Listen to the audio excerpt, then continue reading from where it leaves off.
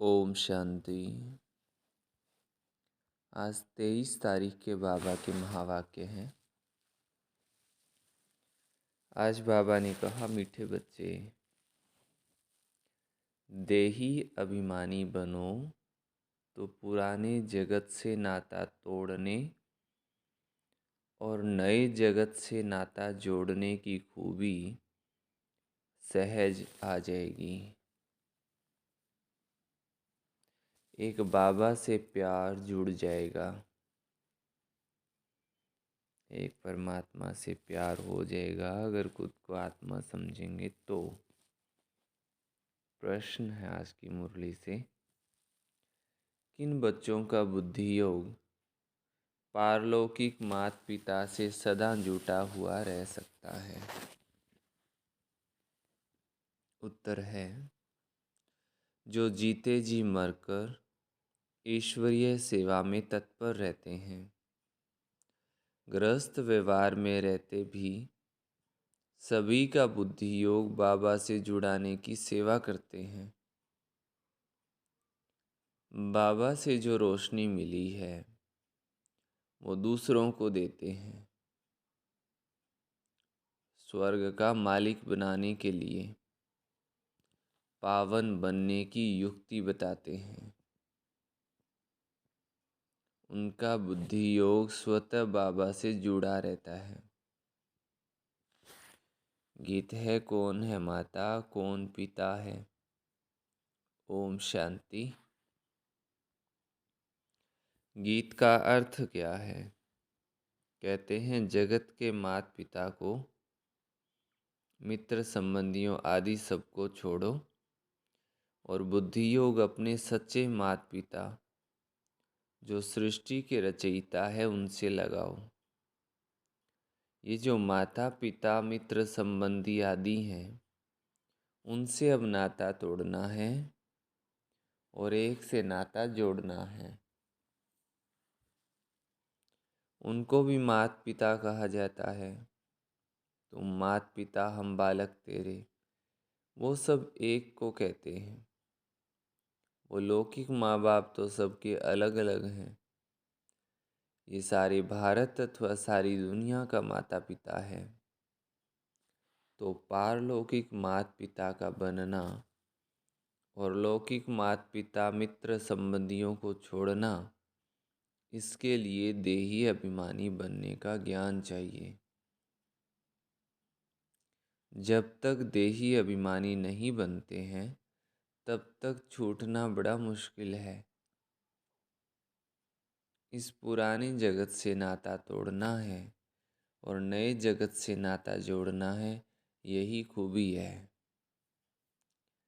हर एक हद के एक घर से नाता तोड़, हद के दूसरे घर से नाता जोड़ना तो बहुत सहज है।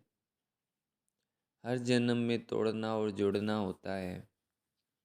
एक माता पिता मित्र संबंधियों को छोड़ा, दूसरा लिया। एक शरीर छोड़ा तो माता पिता मित्र संबंधी गुरु आदि सब नए मिलते हैं। यहाँ तो जीते जी मरने की बात है। जीते जी पारलौकिक माता पिता की गोद में आना है। इस कलयुग जगत के माता पिता आदि सबको भुलाना है।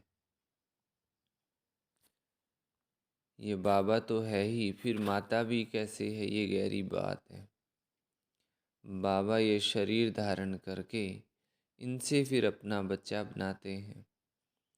परंतु कई बच्चे ये बात घड़ी घड़ी भूल जाते हैं। शिव बाबा को भूल जाते हैं, ब्रह्मा को देखते तो उनकी याद आती है। अज्ञान काल में कभी माँ बाप को भूलते नहीं हैं। इस माँ बाप को भूल जाते हैं क्योंकि यह है नई बात। इस माता पिता से बुद्धि योग जोड़ना है।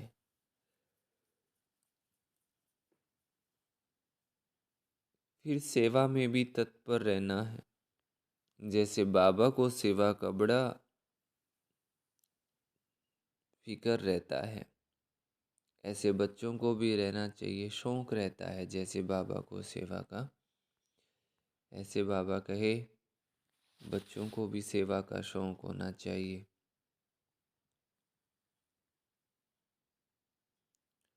कहते हैं भगवान को फिक्र हुआ, संकल्प चला नई दुनिया रचे।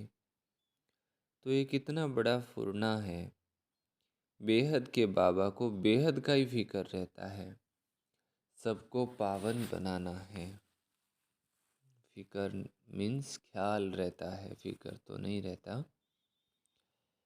तो पावन बनाना है, उस पावन दुनिया स्वर्ग के लिए राजयोग सिखाना है। कितने को सिखलाना है, सबका बुद्धि योग बाबा के साथ जोड़ना है।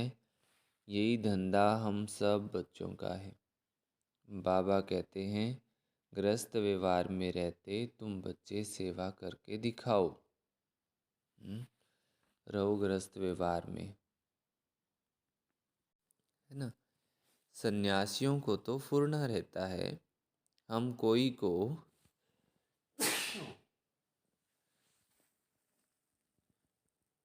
काग विष्टा समान सुख से छुड़ाएं, पवित्र बनाएं।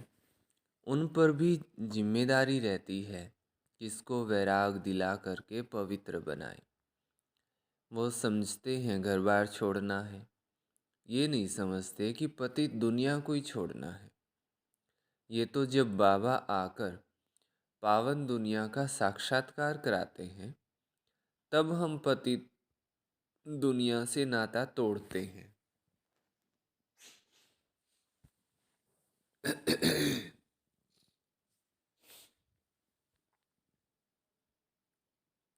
फिर भी वो अपने को जवाबदार समझ घर बार छोड़ कितने को वैराग्य दिलाकर पवित्र बनाते हैं।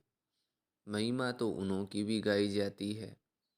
ये सन्यास धर्म नहीं होता तो भारत और ही काम चिता पर जलकर भस्म हो जाता। अब वो रजोगुणी सन्यास स्थापन करने वाला कौन और ये सतो प्रधान सन्यास स्थापन करने वाला कौन, ये बाबा बैठ समझाते हैं।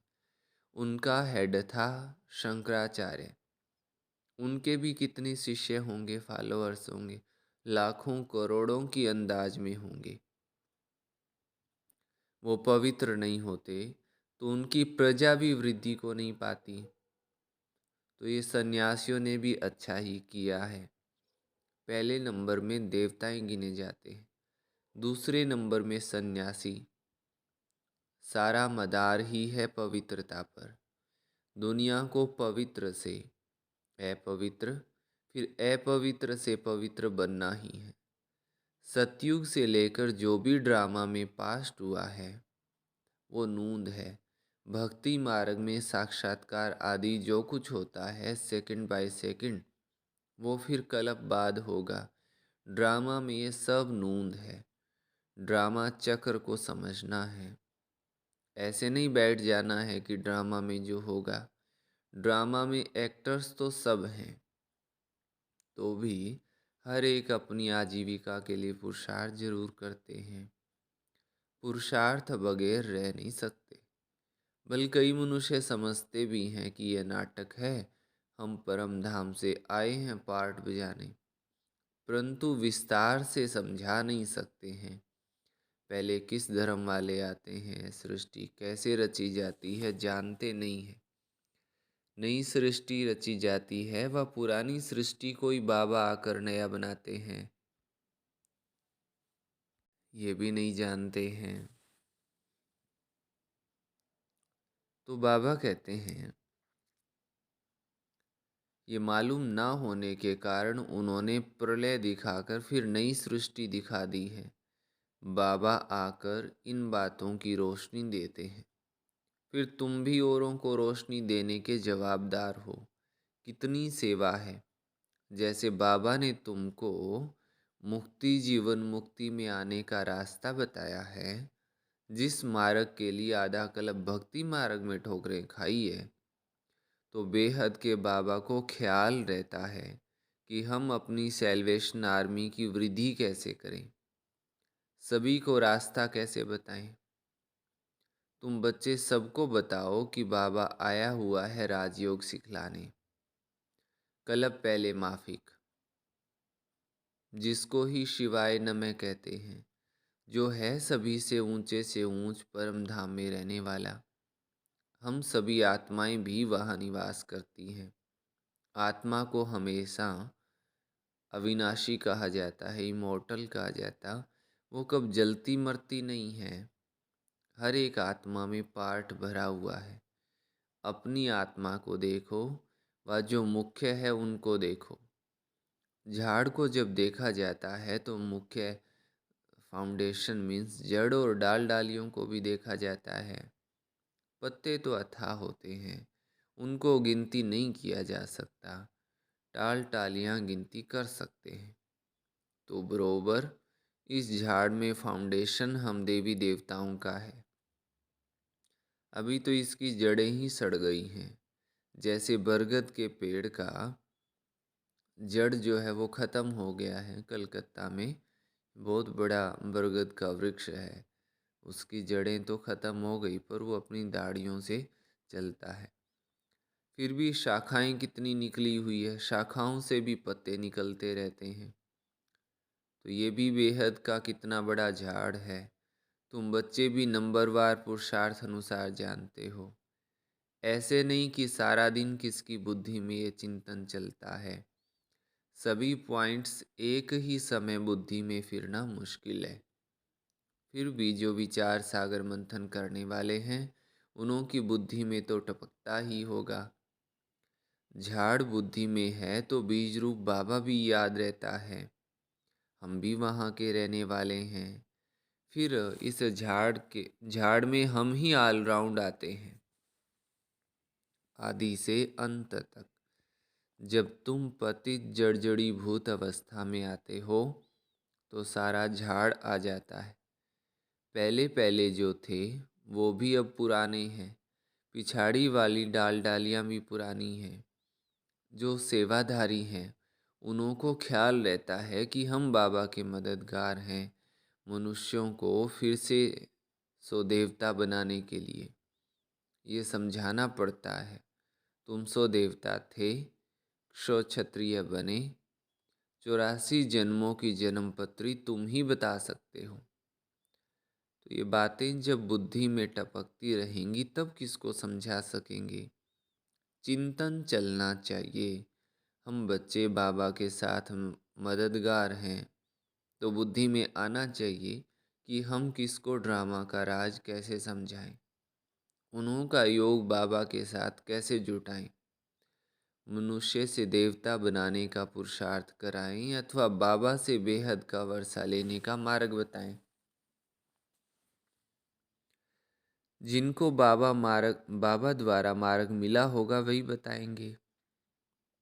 बाबा ही आकर राजयोग सिखलाते हैं अथवा मुक्ति जीवन मुक्ति के द्वार खोलते हैं। ऐसे सारा दिन विचार सागर मंथन करना चाहिए और स्वभाव भी बहुत मीठा धारण करना है।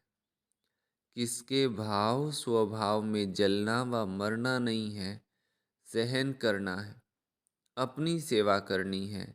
जितना हो सके सेवा में समय देना चाहिए। सारा दिन घर का ही गोरख धंधा करते रहे और सेवा में टाइम ही नहीं दिया तो क्या किया। तो ऐसे समझो कि सामने गंगा बह रही थी और हमने कभी गंगा जल का पान किया ही नहीं। तो बाबा कहते हैं अपने से पूछना है। हम बाबा बाबा कहते हैं, बाबा को तो बेहद की सेवा का ख्याल रहता है। तो मैं बाबा का बच्चा क्या कर रहा हूँ, मुझे कितनी सेवा करनी चाहिए। सेवा करनी चाहिए, टाइम तो बहुत मिलता है। तरस पड़ना चाहिए। बेचारे सभी बाबा से बिछड़े हुए हैं, धक्का खाते रहते हैं, पाप करते रहते हैं, बाबा से बेमुख कर सबको मुंझाते रहते हैं। दुनिया में भक्ति मार्ग के कर्म कांड भी इतने हैं जो ज्ञान योग करने नहीं देते हैं और बातों में फंसे रहते हैं, क्योंकि सभी परमात्मा के नाम पर अलग अलग बातें सुनाते रहते हैं तो समझ में नहीं आता है। तो फिर आगे बाबा कहते हैं कि तुम ब्राह्मणों का काम ही है सबको ज्ञान सुना करके सम्मुख लाना। तुम ब्राह्मण हो गीता के भगवान के सच्चे सच्चे बच्चे। तुमको अथॉरिटी मिली हुई है। तुम्हारी बुद्धि में गीता का ही ज्ञान है। जो समझा नहीं सकते उनको हम ब्राह्मण नहीं कह सकते हैं। हाफ कास्ट व क्वार्टर कास्ट कहेंगे, आधे ब्राह्मण कहेंगे।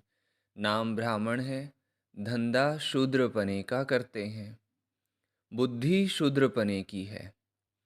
अजमेर में पुष्करणी ब्राह्मण रहते हैं, तो वो गीता शास्त्र आदि सुनाने वाले होते हैं। उन्हों का धंधा ही ये है, धामा खाना उनका काम नहीं है।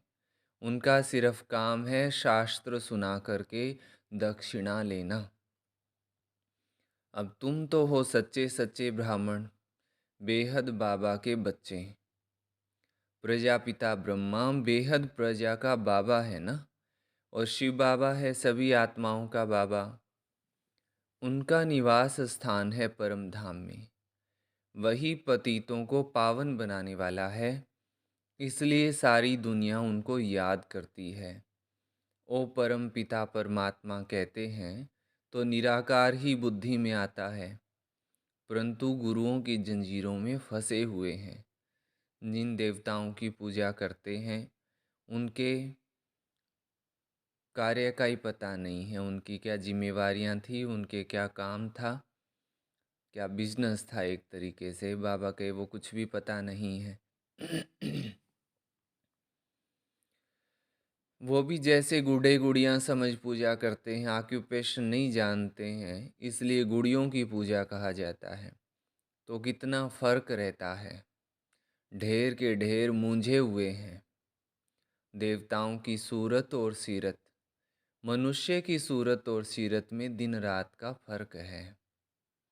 मनुष्य गाते हैं, आप सर्वगुण संपन्न, हम नीच पापी हैं। अगर ऐसा कहते हैं तो भला उनको ऐसा बनाने वाला कौन था? अभी तो बरोबर नरक है, फिर स्वर्ग का मालिक क्या हम बन सकते हैं? ये ख्याल कभी मनुष्यों को उठता ही नहीं है। तुम बच्चों को कभी ये ख्याल थोड़ी उठा होगा कि हम ऐसे कब बनेंगे, है ना। सिर्फ भक्ति करते रहे। अभी तुम जानते हो हमको सो देवता बनना है, राजधानी में ऊंचा पद पाना है। इसलिए पुरुषार्थ करते हैं। अंदर आना चाहिए।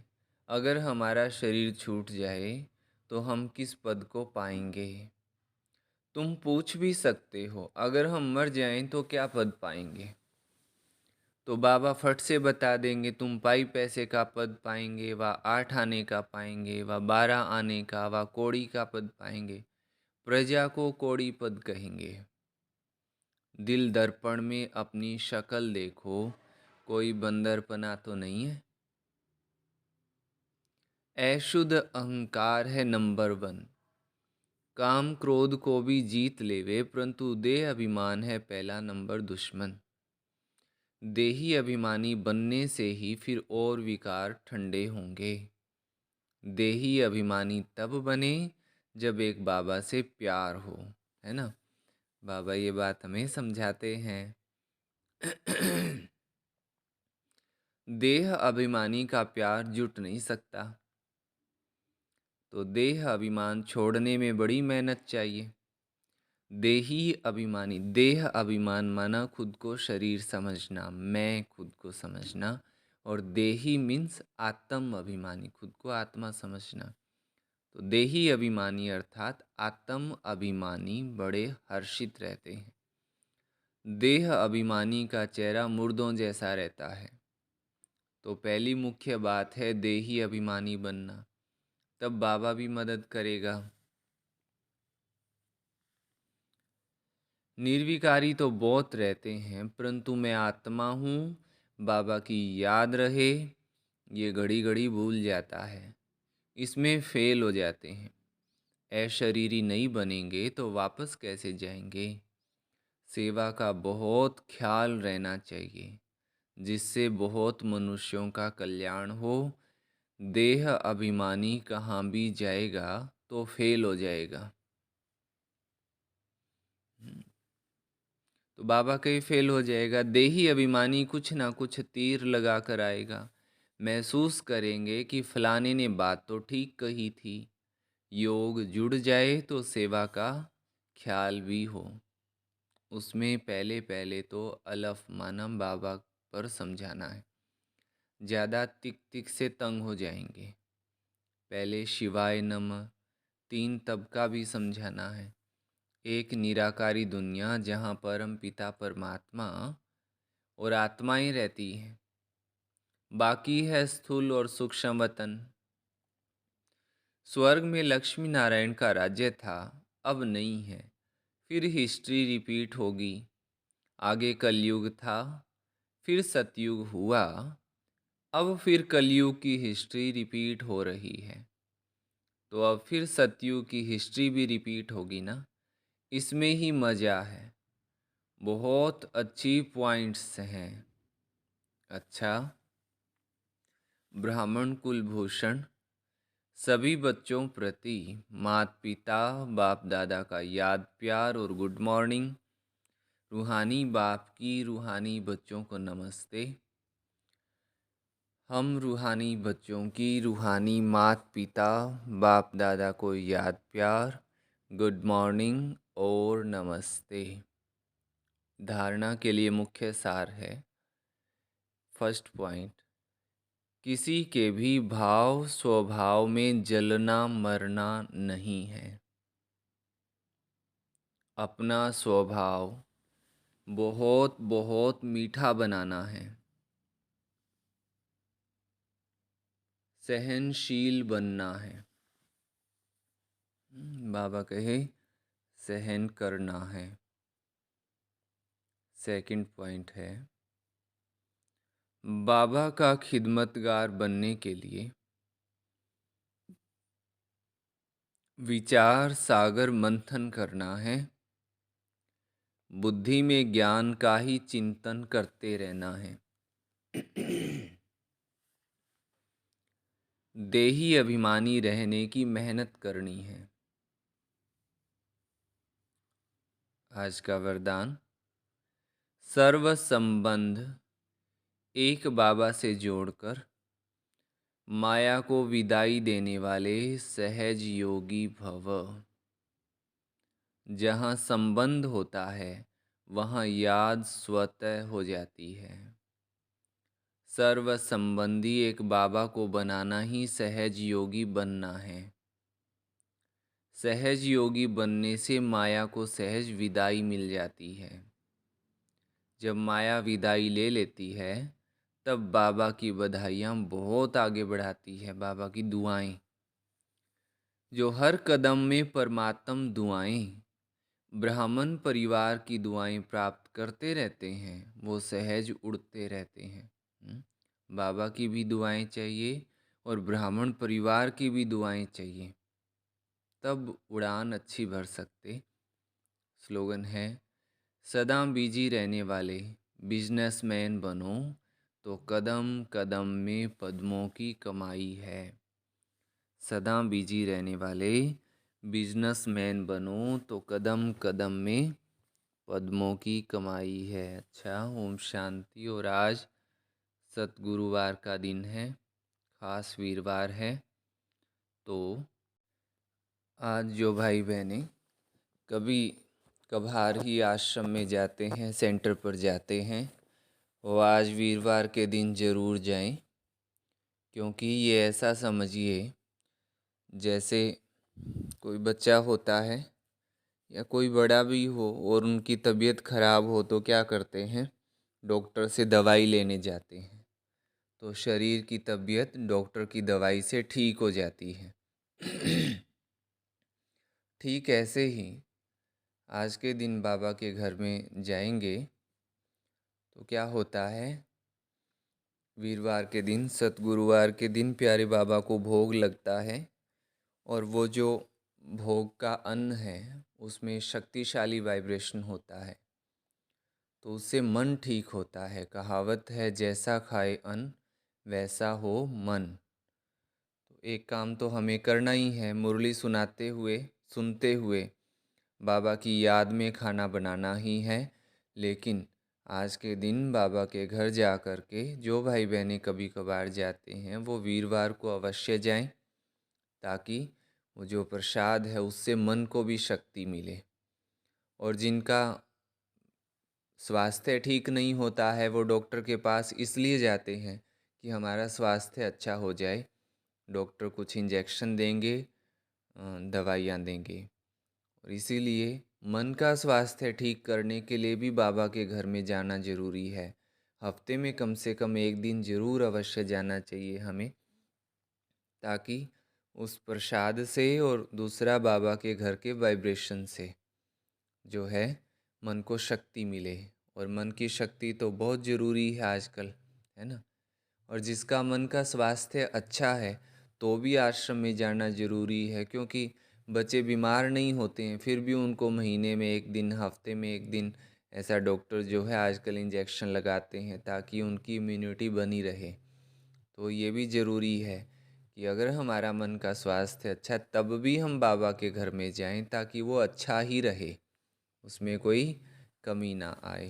अच्छा, ओम शांति।